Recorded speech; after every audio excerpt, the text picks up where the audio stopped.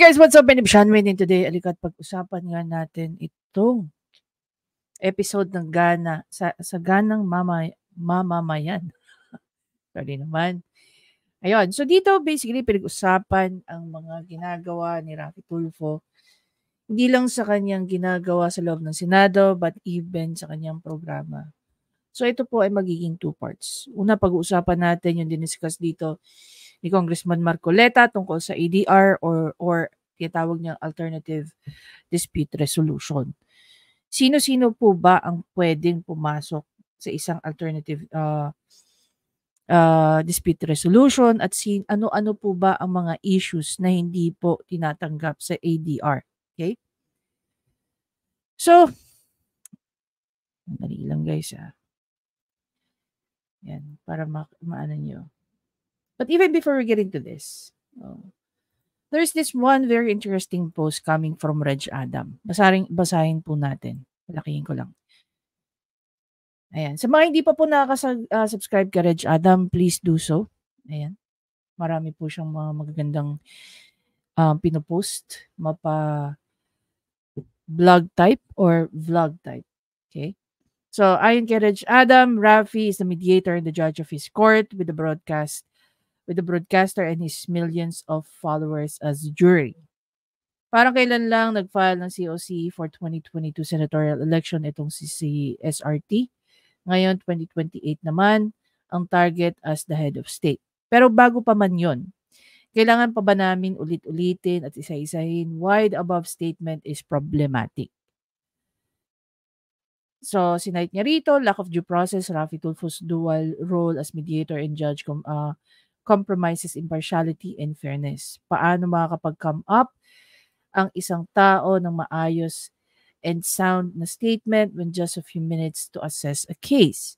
Public opinion as jury, using this broadcaster's audience, netizens he loves to call him, as a jury could let public sentiment, not evidence, weigh decisions. Danger for biases. Tulfo's lone control over proceeding risk biased outcomes influenced by personal or public opinion. May mga 100 lawyers nga na kinoconsult ko pero bago pa man may prejudice na yung mismong host. Media influence. Media-driven justice can result to unfair public trials and damage reputations without legal safeguards. Kailangan pa ba namin isa-isahin ang mga naging biktima ng nasirang reputasyon? Yung Tulfo Brand of Justice na pinagmamalaki ninyo also raises concern about the potential for abuse of power and the undermining of established judicial process. Gising mga kababayan. This is an excerpt from a Rappler article by Rambo Talabong published. Alam mo, even if Rambo Talabong is from Rappler, pakita natin yung article na to. Okay? Imagine nyo, this was October 3, 2021. So, lahat naman ng sinabi rito, ayon nga kay Reg Adams, ito nga daw ay galing dito sa article na to. Imagine mo, lahat ng sinabi doon ni Rambo Talabong or Talabong, is, yun naman talaga yung nangyayari at present, di ba? Oh.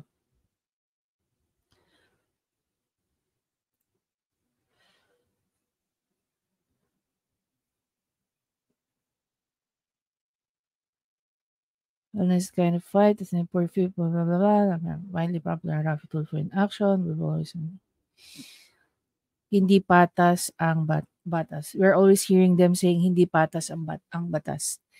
Pag dinadala nyo ba, ito question ko lang, no? Pag dinadala nyo ba sa Raffy Tulfo in action ang inyong mga problema, lalong-lalo na sa mga domestic problem, marital issues, when I say domestic problem, pwedeng magkasama na dyan ang problema between magkakapatid, magkakamag-anak, marital problems, definitely. Parang it's a plain simple thing. It's a no-brainer for you to define it. Diba? So, whenever you bring your issues kay Raffy Tulfo, dyan nakikita nyo may patas.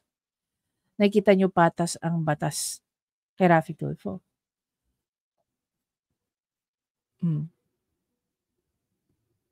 Tulfo Justice in Action.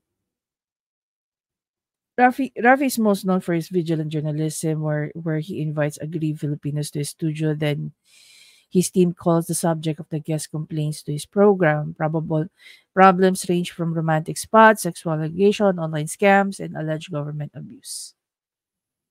Raffy is the mediator and judge of his court with the broadcaster and his millions of followers as the jury. This practice of Raffy Tulfo and his brothers has become so popular that Filipinos have come up with the phrase "ipatulfo kita" to warn people that to warn people who they believe have wronged them. The Tulfo brothers have been criticized for their programs, but they remain popular as many Filipinos lose hope in the country's broken justice system. In 2019, netizens and teachers condemned Raffy for bullying a public school teacher in his program and urged Filipinos not to allow what a group of teachers called Tulfo's quack justice to prevail. Okay. During the particular program, Tulfo had threatened the teacher with child abuse charges if they did not resign and give up her license for supposedly humiliating a student. The teacher had ordered the student to sit outside the class for one period for failing to bring his report card. His parents and grandmother sought Tulfo's help, and the mother, when asked what punishment she wanted for the teacher, had told Tulfo that she wanted the teacher to lose her license. Raffy Tulfo in Action YouTube channel has 21.7 million subscribers as of October 3, trailing only channels of media giants ABS-CBN and GMA. Tulfo topped the public Pulse Asia's 2021 survey among potentials, blah, blah, blah, blah, yada. Okay. So, from here, pag-usapan natin ngayon yung mga sinabi rito ni Kong Marcoleta.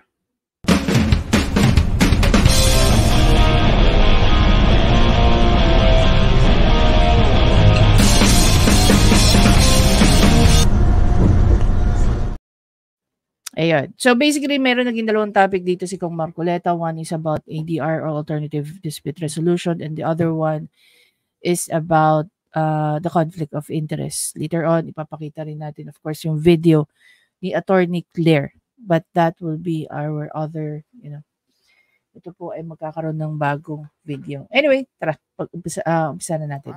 Kung pag-usapan nga po natin ito, kasi mukhang marami na pong nagpaparating sa ating palatuntunan at nagiging concern din po nila. Dati po parang nagdadalawang isip pa nga tayong pansinin ito, pero padami na ho ng padami sa bawat araw na lumilipas. Ito po bang, paano ko ba tatawagin? Senador po ngayon, pero dati siyang, hanggang ngayon kasi vlogger pa rin siya at broadcaster po. Pasensya na kay Kong, nahihirapan ako i-distinguish kasi kung talagang vlogger, senador. Pero ngayon po, senador po siya at vlogger. Hanggang ngayon po, vlogger pa rin at akto na po siya bilang isang senador, Kong. Ang tinatanong ng ating mga kababayan, kasi kahit na siya nasa Senado ngayon, parang pakiramdam niya, siya ay vlogger pa rin kung anong ginagawa niya sa kanyang pagbablog at sa kanya pong radio program or TV program, nadadala niya sa kanyang pagiging isang senador, Kong. Yun po ang concern ng ating mga taga-subaybay. Anong problema nila dyan? Hindi, ang sabi nila, tama ba yung ginagawang ganyan? Kung minsan para bagang ipinapahiya po yung mga taong kanyang iniimbitahan, hindi naman mga pangkariwang tao. Iba nga po, mga multi-billionaire pa kinikilala sa ating bansa. Meron po mga general, meron po mga doktor, mga opisyal ng bayan. Ang dating Kong parang... ang sabi niya, parang siya daw nagiging boss ng taong bayan. Pero ang tanong nila, pag inisip nilang mabuti, tama pa ba yung ganitong mga aktwasyon? Tama pa ba itong mga ganitong gawi? Pero dyan, di ba, ang patakaran natin sa programang ito pagka Biyernes puro magagaan na subject matter ang ating tatalakayin. Tama po naman kayo dyan. Pero minsan ko, mayroon talagang hindi maiiwasan Kasi, ito medyo... Sa tono ng mga tanong mo, masasabi ko ito'y maselan na subject matter. Opo, tama kayo dyan, Kong. Medyo malalim ito at siguro baka gusto mong gumawa muna tayo ng konting pagbababala Halimbawa, bato-bato sa langit. Ang tamaan. Ang tamaan. Oo. Kahit mabukulan, ay huwag magalit. Ayan, particular na po. Matyak, ngayon nga lang, Kong, sa tingin ko may Kasi mga hindi ko naman inaasahan na may magtatanong na ganyan. Opo. Ang buong akala ko, maraming, kagaya ng sinabi mo, marami nag-aatubili. Ngunit siguro, dumami ba yan? Ayun na nga po, yung nagpaparating sa ating palatuntunan. Tsaka ngayon, Kong, baka malamang magkaka-interest din po mga vlogger. Baka mamaya may mga reaction video sila at gamitin itong ating palatuntunan. Kong. And of course, nandito na tayo, di ba? Oh, by the way, no, we want to acknowledge ang aming puting ahas. Meron po kaming puting ahas sa ngalan niyan. Tatanong muna namin siya kung papangalanan namin siya for forwarding this video. Pero malamang nag-react na rin siya rito. Ano ha? Alam mo, Jen, ako, ang masasabi ko dyan, kaya siguro nagkaroon ng ganyang programa ay nagsasalamin siguro ng kahinaan ng ating mga institutions. Ano?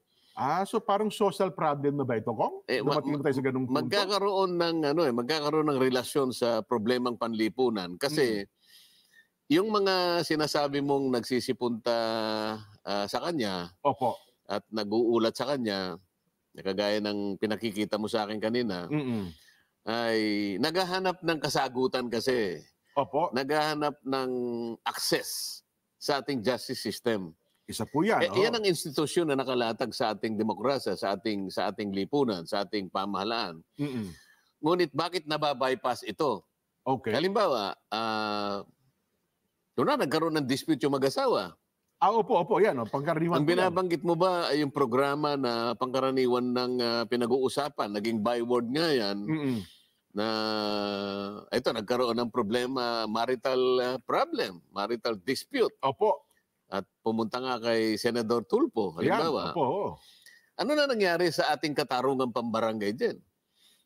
Kasi ang ating batas nakalagay, domestic problem ng mag-asawa o yung magkakabarangay, ang unang frontliner, yung unang handler dyan, yung katarungang pambarangay. Tama po kayo. Opo. So, ang sinasabi ba natin ay hindi na pinagtitiwalaan yung ating barangay justice system? Eto guys, no. Ilang beses na po ako actually nag-file ng mga reklamo sa mga barangay. And to be fair with them, iba't ibang barangay po yun. To be fair with the barangay, no, lalo na sa mga lupon. Okay. They're doing everything that they can and could. The best way to address issues domestic. Yung mga, ganito, domestic issues. We can have this statement, no? Whether we agree to disagree. Hindi naman po primary issue or primary concern ng mga taong lumalapit kay Tulfo, para, especially domestic, para ma-resolve yung issue nila. Kasi really, if that is the intention of focusing only with marital issue, kung really, ang gusto nila ma-resolve yung problema nila, they can just go to the barangay. Diba? They really need to go to the barangays, no? Hindi naman kailangan talaga na magpatulfo. Madalas pa nga, secondary na lang yung resolution. Ang primary nila is mapahiya yung nirereklamo nila. And they use Raffy Tulfo for that. And even Raffy Tulfo himself, he knows that. Ilang beses ko na ba sinabi yan dito? Minsan na rin, hindi lang minsan, pero ilang beses na rin sinabi ni Raffy Tulfo na ayaw niya rin nagagamit ang programa niya para lang mamahiya ng tao. To be fair with him naman, there are times na meron din siya mga sinosopla. At kung papansin niyo, meron din mga instances that hindi na nagkakaroon ng part 1, part 2, or part 3. Kasi eventually, na-find out nila na ginagamit lang yung programa nila. 'Di ba? Pero gaano ba ka-consistent ang programa ni Raffy Tulfo and even Raffy Tulfo himself to safeguard his own reputation sa paggamit din sa kanya ng mga tao na gusto lang gamitin ang programa niya para mamahiya ng tao? 'Di ba? Just about just about marital issues, Although meron din naman talaga na problematic din ng mga barangay, kung barangay officials ang involved, okay? Hindi naman 'yun it has nothing to do with the lupon.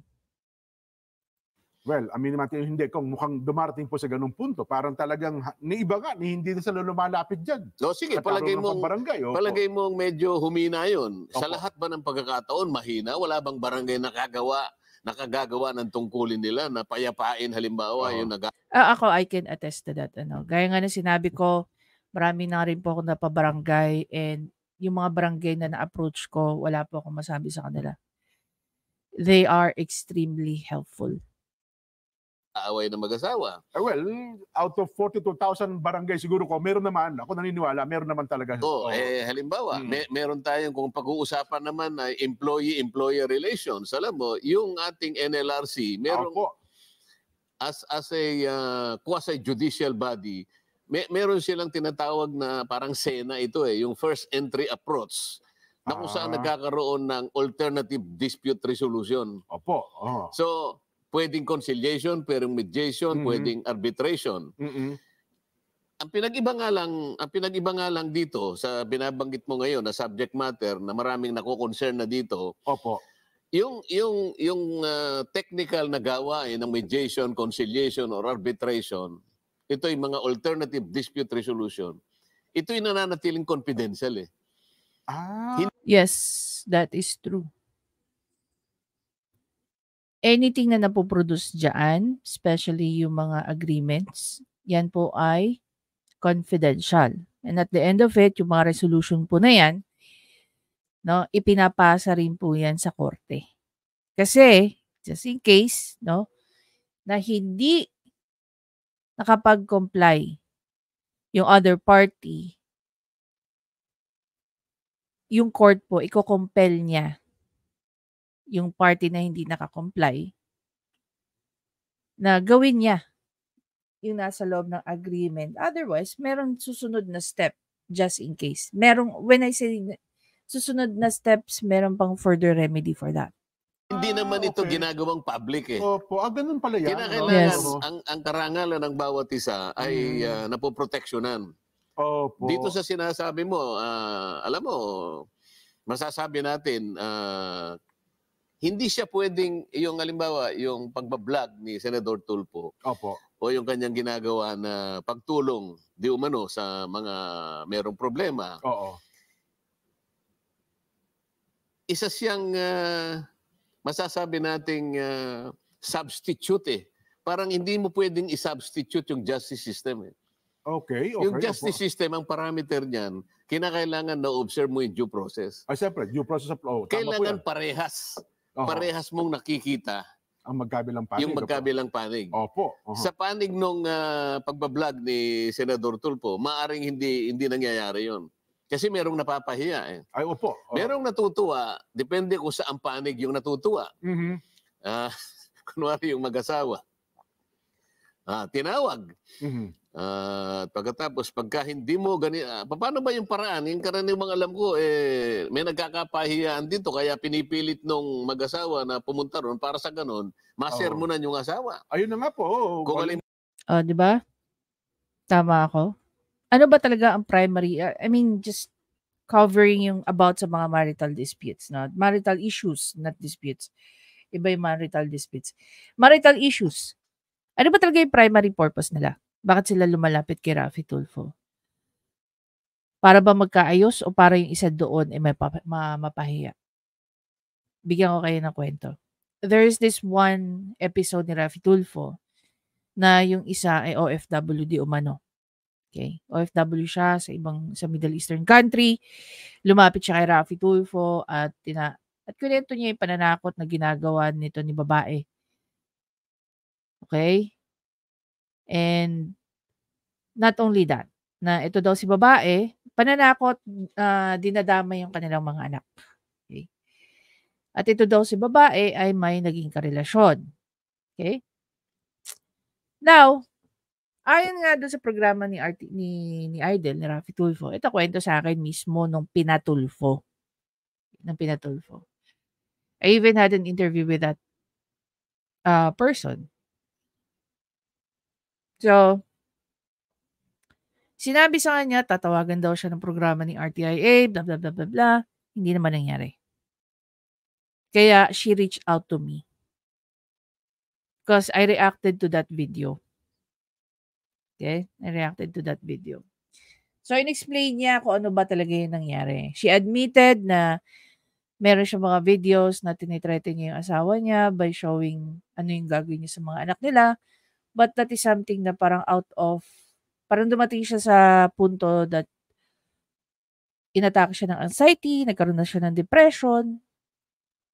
Kasi, mini-message di umano itong si wife ng mga nagiging karelasyon ni lalaki habang siya ay OFW.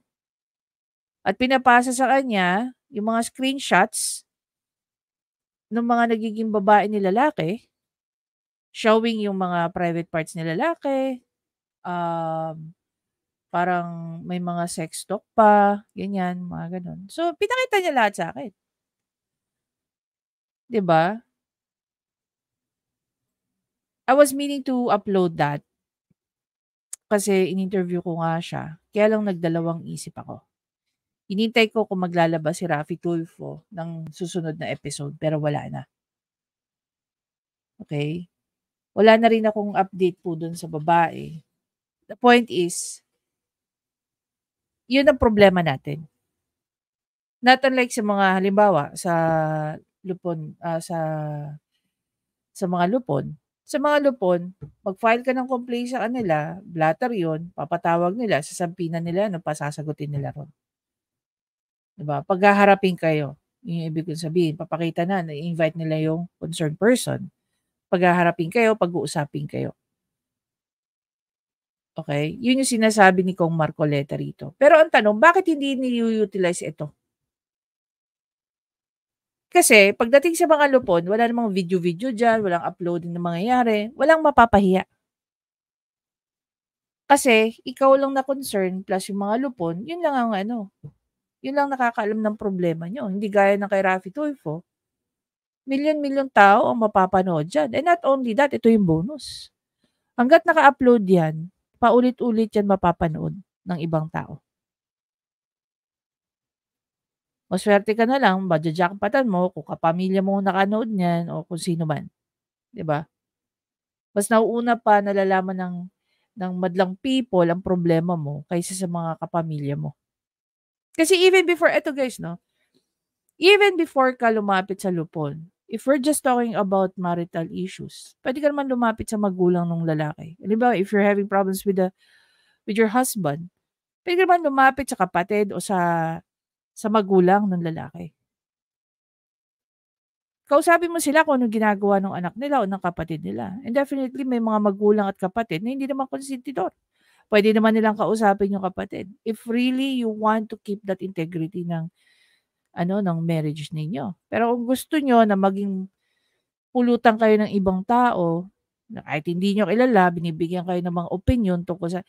Another thing, no? Ako personally, I don't know with you guys. Ako, pag may mga kaibigan ako, whether mag-asawa yan or mag-jowa lang yan, normally, pag lumalapit sa akin ng mga kaibigan ko to talk about their issues, no, their relationship problems, mas madalas nakikinig lang ako.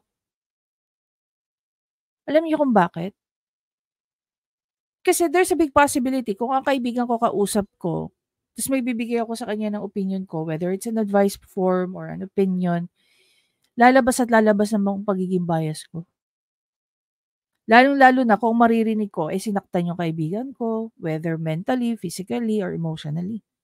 Siyempre, kung unang instinct ko, paprotektahan ko siya. Pero bilang ako, isang kaibigan, I really don't want to talk about, even sa mga kapatid ko. Pag nagkakaroon sila ng mga marital concerns tungkol sa kanilang marriage, nakikinig lang ako.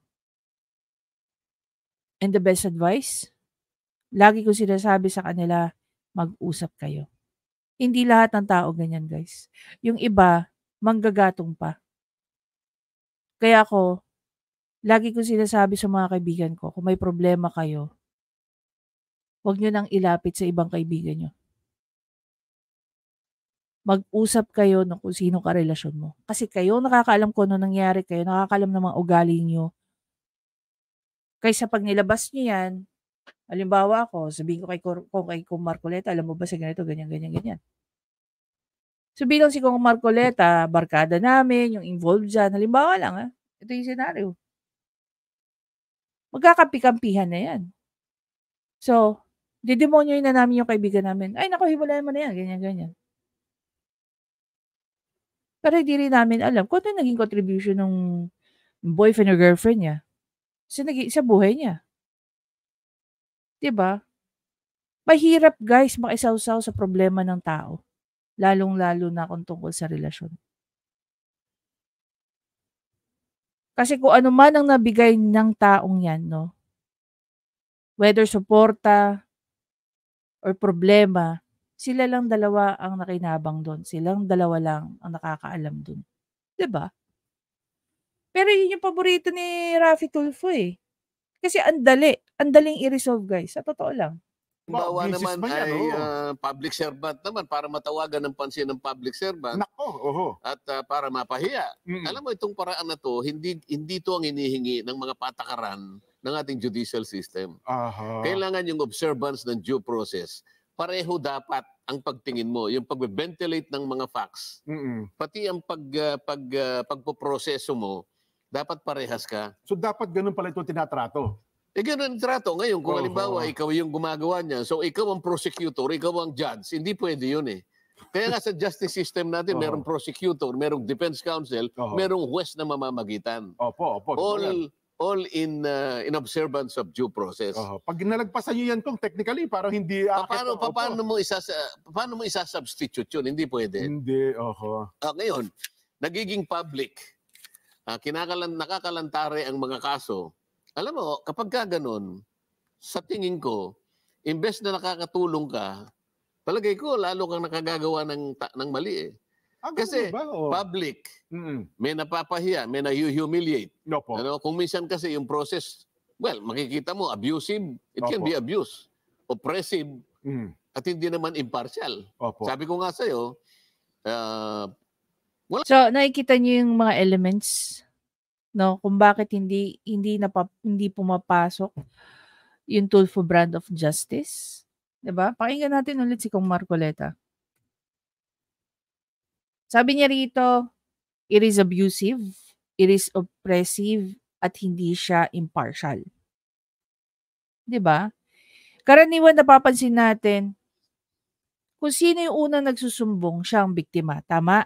Pero minsan, no, hindi naman madalas, pero minsan, even Raffy Tulfo himself, nadidiscover niya na kung sino yung nagsumbong, siya pa pala yung promotor.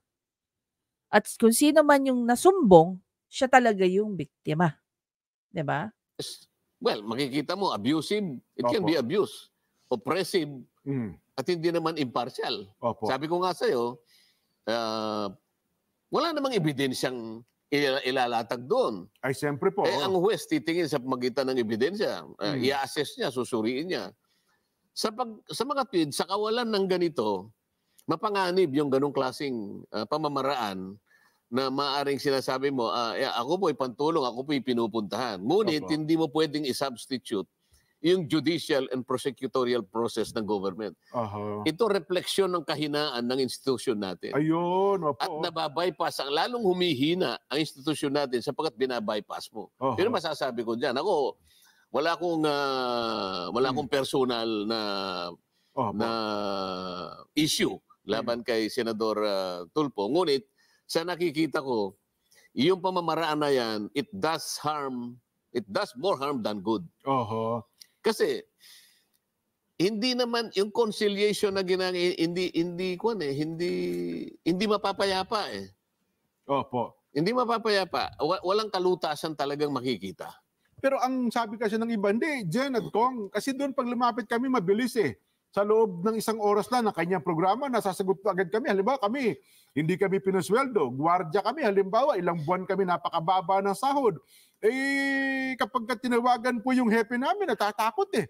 Kaya ang nangyayari ngayon, lahat ng benepisyo namin na ibibigay at yung ano-ano pa, tsaka... Palagay mo na nangyari yun, halimbawa. Opo. Nangyari, isolated case. Yung boss mo na sinumbong mo sa kanya, halimbawa, magtatanim siya ng galit sa'yo. Maring hindi galit, ngunit hindi ka na niya siguro titingnan kagaya ng yung pagtingin niya dati na isang mabuti kang tauhan, halimbawa, sapagkat gumawa ka ng paraan na imbes na Eto guys, no, for those who do not know about this, pero even inside an HR department, meron po sila tinatawag na grievance committee. Okay? Lahat po ng mga company dapat meron handbook. Sa handbook, naka-state doon kung paano ka, kung halimbawa may problema ka sa company in relation to this, that, and those. May involved na mga tao, may involved na boss, may involved na colleague. May mga paraan po to address that. Okay? So dito sinasabi ni Kong Marcoleta, imbis na i-utilize mo ang grievance committee ng company nyo na makikita yung performance nung tao, like halimbawa ako nag-file ako ng reklamo laban sa superior ko, sa boss ko. Ayun, pag yun nakarating sa grievance committee, sa kung sino man ang mga taong involved sa grievance committee, usually, ultimo yung mga presidente na involved sa mga ganyan. Okay? Isa sila sa mga panel ng nag-aano ng mga decisions. Doon, nasave mo yung reputation ng company. Doon, pwedeng makita, mag-reflect yun, nirereklamo mo, okay, sa HR. Pwedeng maging grounds of termination, pwedeng maging reason kung bakit hindi ka ma-promote, pwedeng maging reason kung bakit hindi ka magkakaroon ng increment or increase sa sahod. Pero pag drinag mo pati yung pangalan ng company dahil lang sa problema mo sa isang tao, ang balik nun sa'yo, hindi lang problema. Hindi lang problema sa'yo ng isang tao. Pero magiging problema mo rin yun sa company. Which possible, pwedeng maging meet siya ng termination mo. Kasi hindi mo in-exhaust yung power ng grievance committee nyo at dinala mo sa labas para lang ipahiya yung tao at yung name ng company nadadrag. Diba? Ilang beses na bang nangyari yan? Marami na. Halimbawa, kausapin mo siya at daanan ninyo sa conciliation sa paraan na maliwanag na maayos ninyo nang walang mapapahiya. Hindi ganun ang ginawa mo eh. Maaring ang isang partido ay nagkaroon ng madali ang resolusyon sa panig na yun. Ngunit yung kabilang partido ay merong problema doon. Nagkaroon naman ng masamang impresyon yung kabila. So, ano ngayon ang epekto sa lipunan as a whole? Hindi ba? So, hindi nagkakaroon ng estabilidad ngayon. Nagiging public ang pagre-resolve. Hindi ganun yung patakaran ng ating judicial system. Meron pa pong halimbawa ko. Halimbawa, isang motorista na inapi ng isang otoridad, law enforcer o policeman, sa tingin niya, aping-api yung isang driver eh. Kaya para bagang itong driver na ito, nakikita niya na makakakuha siya ng katarungan pag humingi siya ng tulong. So, paano na nangyari ngayon sa ating kapulisan? Yung opisina ng pulis natin, doon ka magsusumbong eh. Doon ka maghahain ng complaint. Kaya nga, madali naman yan. Magpapablatter ka rito. Iahain mo. Ngayon, dapat, kung yung mga pulis na yan, ang may mandato talaga para sa ganito, ikaw ang sumbungan talaga eh. Sa makatwid, sa isang araw, siguro ang daming sumbong sa'yo. Ako, naniniwala ako na mas may karapatan itong mga pulis na ito na gumawa ng programa at makiusap sa TV5 halimbawa at sa anumang klaseng television. Opo. Silang gumawa ng programa. Kasi Police sila yung program. marami. Opo. Halimbawa, isumbong mo kay mamang pulis. Pwede nga naman. Diba? Opo. Kasi meron silang mandato eh. Mhm. Kasi yung pagbablog ni Senador Tulfo, walang mandate yun eh. Oho. So, ano yung legal personality? Ano yung legal authority niya para mag-resolve ng internal disputes? Wala. Halimbawa, nakipag-usap yung dalawang partido sa harap niya, nagpirmahan. Yung bang dokumento na yun, merong legal bearing? Wala. Binding ba? Wala naman. Hindi binding yun kahit saan. Sapagkat walang authority eh. Ayun. Walang legal basis. Yun ang nakikita ko. So, sana nasasagot natin yung tinatanong ng mga kababayan nating sumusulat sa'yo. Pero ang tanong nito, kung bakit kaya tayo nahulog sa ganong sitwasyon na ang tao sa halip na sundin yung mga prosesong binabanggit natin, hindi lang sa kanya, kundi sa iba pa po mga programa sa television at radyo, siguro ng mga public service, parang mas gusto pa nilang lumapit doon kaysa sa mga ahensya ng pamahalaan. So, siguro yung iba na ipagkamali nila na akala nila yung madalian.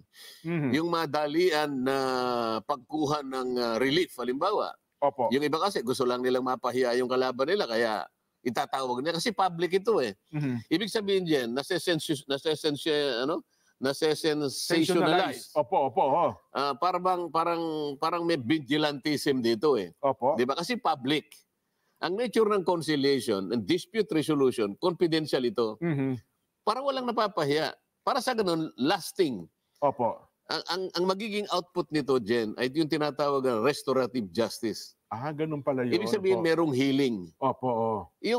Ibig sabihin, merong magagamot. May pagpapatawaran. Yung relasyon, magkakaroon ng conciliation at saka healing. Opo. Hindi retribution. Hindi punitive. Opo. Kasi pagka nagkapahiyaan kayo sa public, ano mangyayari yun? Opo. So yung inaasahan mo na maaaring magkasundo pa yung mag-asawa o kaya yung employer at saka yung employee, nagkaroon siguro ng konting naiabot yung kagyat na relief. Pero yung epekto ng kabuuan, opo, merong isang void doon, merong isang nasaktan doon. At hindi. Ito guys yung kung kayo ay nanonood kila Teacher Mark, kay Mang Rene, kila Apo Luna, kay MUG Malasakit, kila Tita Alona, no? Imagine niyo kung ilang beses na nilang sinabi that kung sino man yung lumalapit diyan sa programa ni Idol na merong mga anak, over time, hanggat naka-upload yan, lalo-lalo na pag lumaki na yung mga yan, sasabihin, oh my God, yung nanay at tatay ko pala, nagpatulfo. Di man lang ako binigyan ng kahihiyan. Hindi ito sa culture lang nangyayari, no? But even sa kahit anong lahi. Na darating ang punto, sasabihin ng mga bata, oh, yung nanay at tatay mo, nagpatulfo. O ano mga sinasabi. Meron pa dyan, maseselan na mga information. Diba?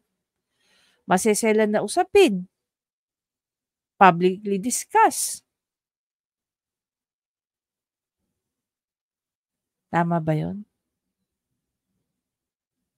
O ngayon, sinasabi na ni Kong Marcoleta kung ano ang nagiging effect. Kung ano yung pinaka-goal if you're following the justice system. Which is the total opposite ng Tulfo brand of justice. Diba? At take note, karamihan ng involved dito, yung mga kawawa natin pobreng kababayan.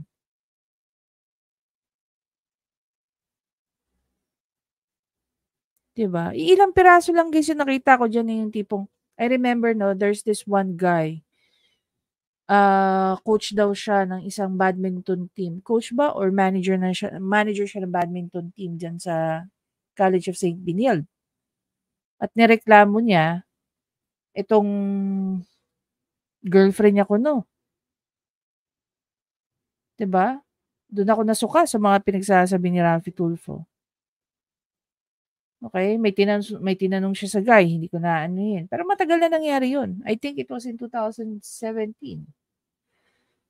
Na may nagreklamo sa kanya tungkol doon. 'Di ba? Kaya parang minsan yung mga salitaan na ginagamit ni Idol dyan sa programa niya nakakakilabot. Di malilimot yun. Maring matagal bago o maring hindi na magkakasundo kahit kailan. Lifetime yun. Ito yung problema eh. Siguro pwede nating gawa ng example dyan. Ano? Opo. Nung panahon ng matandang Roma.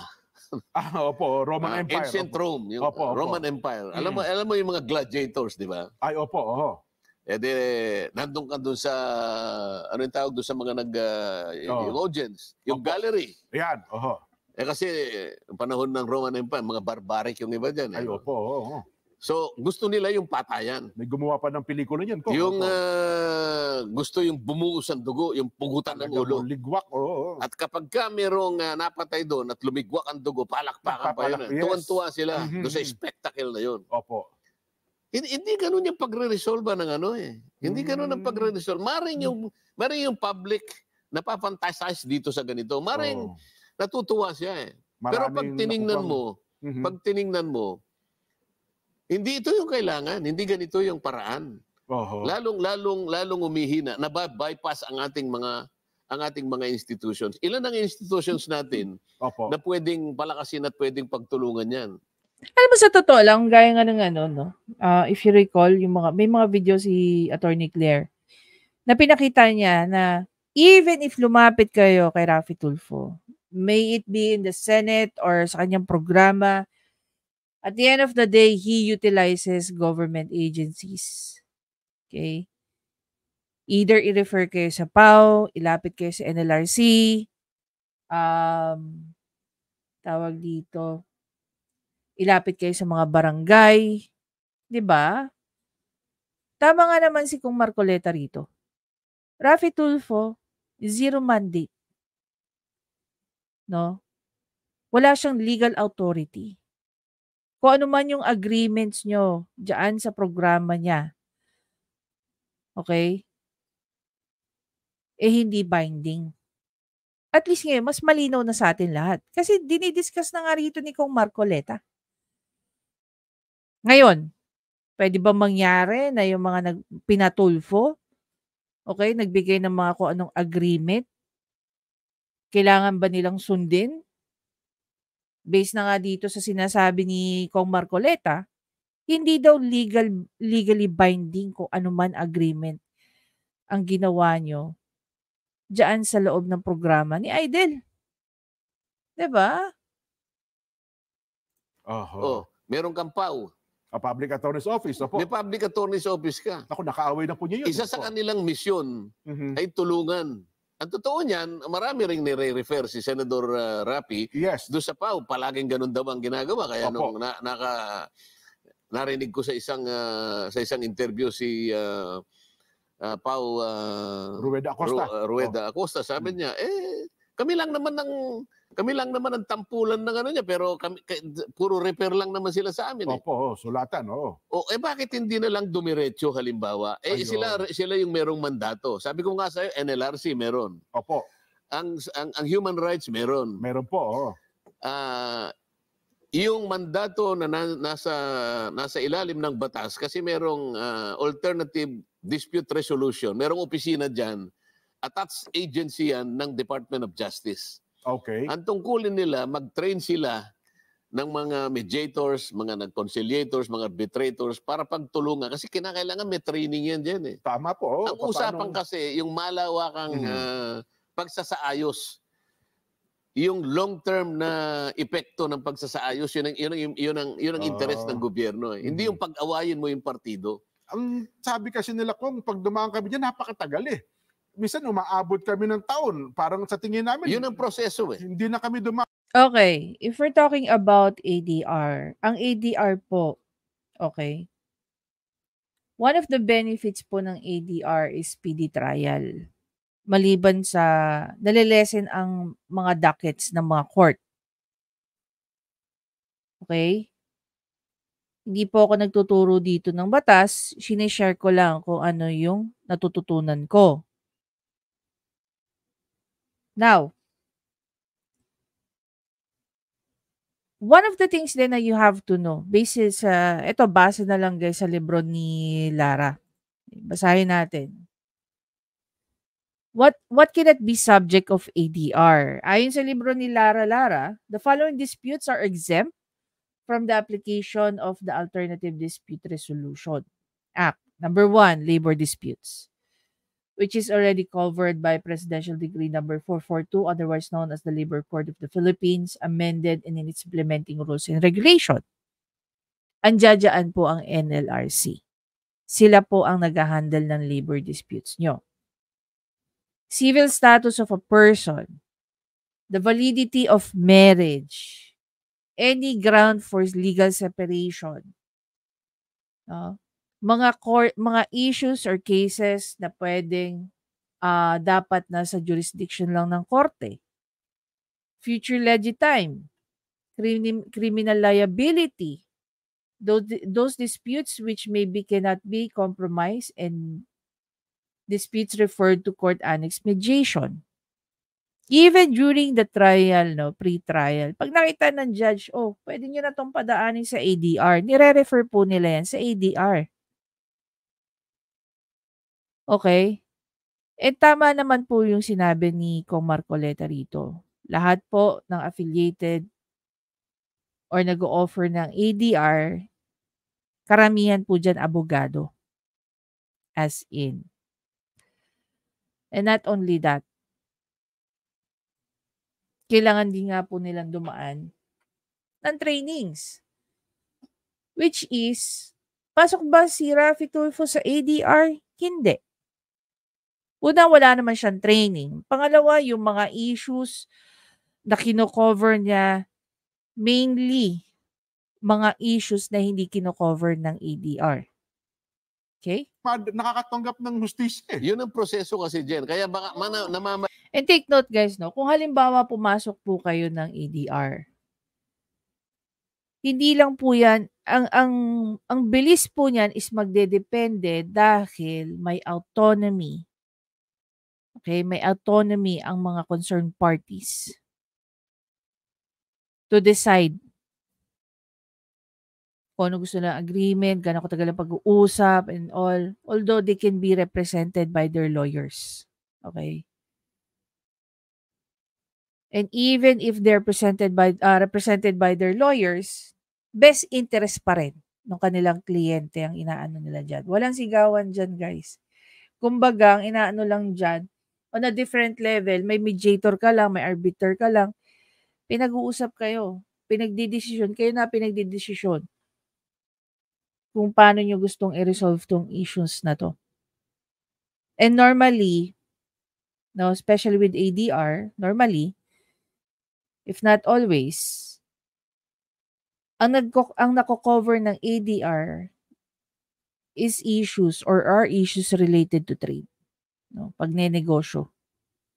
Pag-i-enforce ng mga provisions ng kontrata. 'Di ba? Mga hindi nagkabayaran. Yan. Pwede yan. Mali, nalilisya yung mga kabayan natin dahil sa gustuhan lamang nila na madalian. Oo. O madalian nga, pero nagkasundo ba? Hindi. Naayos ba talaga? Yun ang tanong. Naayos ba talaga? Hindi naayos eh. Ayun. Isang halimbawa, isang misis na binugbog ng kanyang mister, may mga ganun kong, hihingi ngayon ng tulong sa kanya, yung misis. Di, siyempre, ang lahat ng viewers, mga nakikinig at mga supporter niya, kampi lahat doon sa misis. Ngayon, hindi siya makaganti. At least doon niya, napagmumura man lamang yung mister. Sa kabilang banda, naipahiya yung mister, nakaganti man lamang siguro yung misis sa kabilang banda. Ayun, pinaghalimbawa ko yung gladiator spectacle sa Matandang Roma. Yun pala yun. Yun lang appetite mo na makaganti ka sa... Pero hindi talaga yun ang paraan para ayusin ang sigalot ninyong mag-asawa. Hindi yun ang pamamaraan ng batas. Opo. Ang pamamaraan ng batas natin, due process. Kaya may katagalan ng konti dyan. Di ba?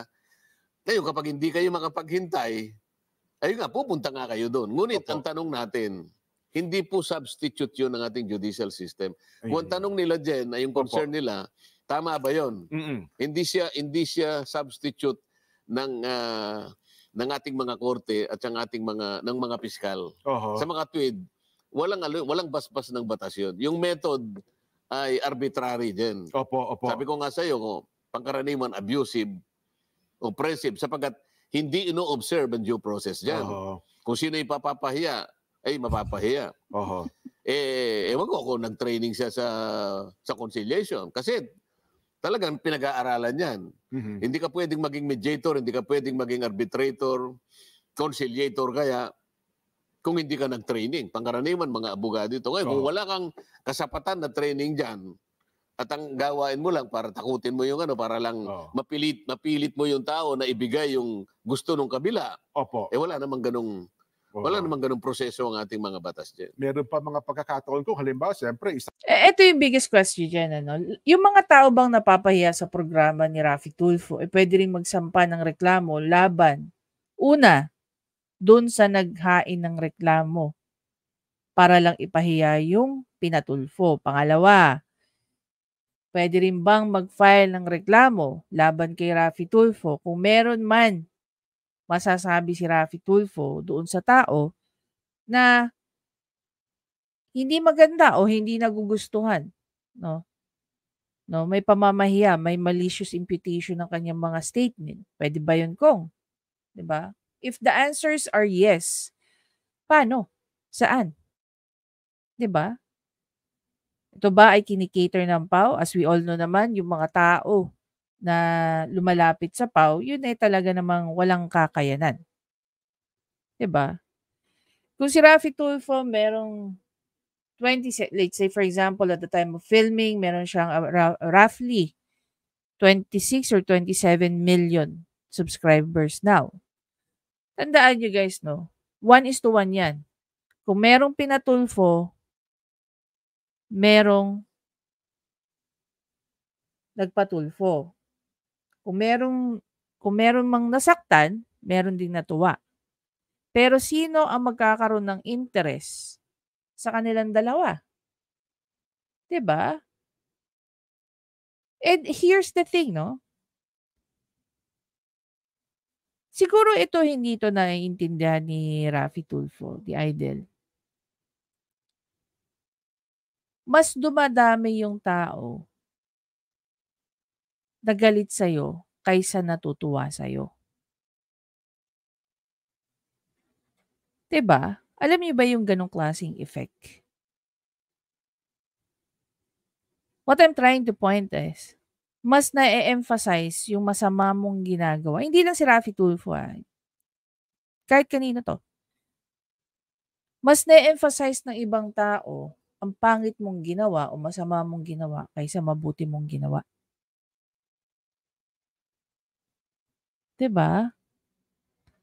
Mas napapansin ng tao, halimbawa sa puti. May makita ka lang isang tuldok na black dyan. Or red. Or blue. Do you really think yung focus ng tao is yung full white na background mo tapos hindi na nila papansinin yung maitim na gadulo ng ballpen sa liit? 'Di ba in a snap, yun yung kagad makikita ng tao. Yung pinakamaliit na tuldok na yun.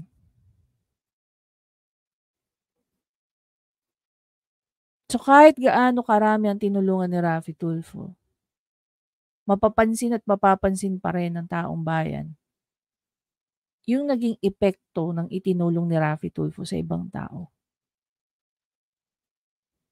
And the funny part is, kung meron siyang natulungan ng isa, meron siyang nadehadong isa. At yung nadehado na yon, may mga kamag-anak yun. Siyempre, yung tinulungan niya, may mga kamag-anak din. Pero tandaan nyo, merong mga tao may mentality. Siya lang naman natulungan yan, hindi naman ako . Diba? Pwedeng sa 10 magkakamag-anak, doon sa natulungan ni Raffy Tulfo, sa 10 magkakamag-anak, isa lang yung natulungan. Isa lang ang nagkaroon ng benefit kay Raffy Tulfo. Pero doon sa mga nadehado, yung mga napatulfo, yung isang nadehadong yon, meron yung 10 kamag-anak. Siyempre, kung anong sakit na ginawa mo rito, yung galit ng isa magiging galit ng angkan. 'Di ba? Gets nyo? Yung sinasabi nila, nakatulong naman. Talaga ba? Nakatulong naman. Oo, hindi naman namin yung kinakalimutan eh. Pero hindi rin nakakalimutan ng taong bayan. May mga taong nasisira ang buhay pagka dinadala yung mga problema dyan sa programa ni Idol. Isang tao na inapihaliwa ng pulis, siyempre takot siya. Otoridad yun eh, may baril, hindi siya makakibo. Siguro ang nagawa na lamang niyang kaparaanan para makaganti man lamang kahit papaano, lumapit doon sa programa para yung pulis na yon na umabuso sa kanya, ng api sa kanya, ay apihin din doon sa palatuntunan. Pero na-monitor ba natin yung mga ganyang klase? Ano naman ang nangyari kaya? Binalikan kaya ng pulis naman yon? Maaring mangyari rin yon. Posible po. Maaring hindi ngayon, ngunit sa mga susunod na panahon, baka may mangyari uli. Ito yung sinasabi natin. Ang kinatatakutan natin, kailangan kapanatagan at estabilidad ng lipunan. Hindi ka gagawa ng isang bagay na maaring panandalian. Alam mo, that's a very good question, ano? Yung mga nagpatulfo ba, ginantihan ba kayo ng pinatulfo nyo? Very good question. Sa mga may alam na kwento, baka gusto nyo i-share yun. Nabigyan mo ng konting resolusyon. Ngunit yung pangmatagalan, hindi ka nakakasiguro na walang babangon uli na problema dyan, na baka mas malala pa sapagkat hindi na ayon doon sa inihingi ng ating mga institusyon. Kung paano ayusin at re-resolbahin sa tamang paraan. At sa paraan ay tinatadhana ng mga batas. Balik. Alam mo, one best example natin dyan, si Adora Ramos. Sa sobrang pamamahiya na nangyari sa kanya, ano nangyari? Naulila niya ang 4 niyang anak. 'Di ba? Bago ako lumipat do sa isang bahagdan pa kong bilang kasi yung style ng yon mukhang nadadala niya sa plenaryo ng Senado, pero do sa punto lang na ewan ko lang kung may portion ba o kaya ay may dahilan ba, kasi kung ginagawa niya ito may kasama pong programa at may kasamang vlog. Well, kapag ka nagba-vlog ka, may insentibo kung mas malaki ang... Okay. So, dito tayo magsa-stop, no? We're gonna talk about that in the next video. Anyway, so obviously rito, siguro, few things that we need to stress out is number 1, Raffy Tulfo in his program, okay, they do not have any mandate. They do not have any legal authority. So, everything na ginagawa nyo dyan, no, nakasunduan, is not legally binding. Ayun yan kay Kong Marcoleta. Hindi lang po siya congressman. Abogado yan. Okay. Even if kung ang programa ni Raffy Tulfo ay substitute sa ADR or sa mga barangay, no, sa mga lupon, hindi pa rin pasok. 'Di ba? Yung binasa nga nating kanina, kung ano-ano ang hindi kinikater ng ADR. So, anything that goes with marital dispute. Pasok yun. Kaya nga nangyayari, nire-refer pa rin kayo. Halimbawa, yung mag-asawa na nagkakaproblema sa nire-refer pa rin kayo sa barangay. Or ibabato kayo sa NLRC kung tungkol naman sa labor. Or ire-refer kayo sa PAW at kung saan-saan pa man, di ba? Tama rin naman si Attorney Claire. At the end of the day, ire-refer pa rin kayo at i-utilize ni Raffy Tulfo ang mga government institution, government agencies, para kayo ay matulungan. At hindi rin naman mapipiga ni Raffy Tulfo, okay, ang kahit sino, right after na ma-refer niya kayo. dadaan at dadaan pa rin kayo sa proseso. 'Di ba? Ako nga hindi ko naisip yun, oo nga 'no? Yung mga pinatulfo ba ginantihan yung nagpatulfo sa kanila? 'Di ba? We don't know. Wala pa naman tayo or personally wala pa akong naririnig na kwento na pagka merong pinatulfo na ginantihan yung ano, naririnig lang natin nagtatangka ng nagwa-warn kay Raffy Tulfo gaya nung isang lalaki. No, meron siyang tinawagan tapos trinete niya si Raffy Tulfo na yung trinete niya. Okay na po, magpapakamatay na po ako, yun yung sabi ng lalaki, 'di ba? Sa call. Taranta doon si Idol, 'di ba? Pinatawag ang barangay, pinapuntahan. That was after Adora issue. Anyway guys, again, ayun, maraming salamat. I hope meron po tayong nadampot o natutunan kay Kong Marcoleta. So sa susunod na video, pag-uusapan na po natin itong tungkol sa conflict of interest. Alam mo kung ano pinaka-importante?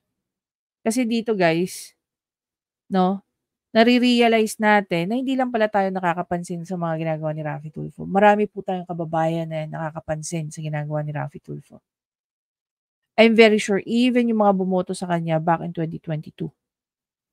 Isa na yon. Marami na ako kilala guys. Gaya nga ng sinabi ko, paulit-ulit ko na binabanggit eh.